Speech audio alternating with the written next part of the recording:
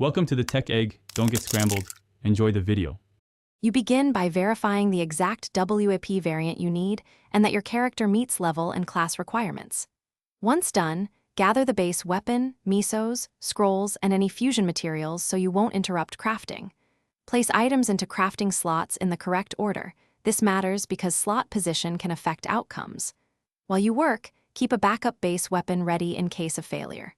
Make sure inventory space is free. Lack of space causes failed attempts and lost materials. You now perform the core crafting sequence. Protect the weapon with a protective scroll first, because that preserves base stats on failure.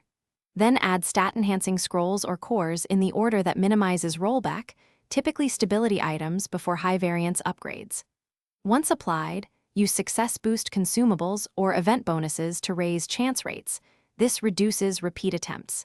Keep an eye on durability and repair immediately if values drop. Because finalization with low durability, you complete the last fusion and confirm the stat rolls carefully, because choices here lock the WAP's final attributes.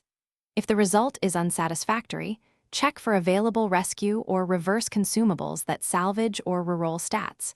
Use them immediately to avoid wasting the base item.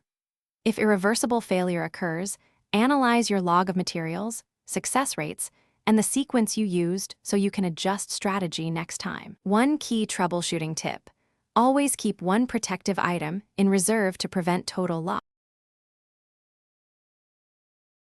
Thanks for watching. Consider subscribing if I helped unscramble your problems.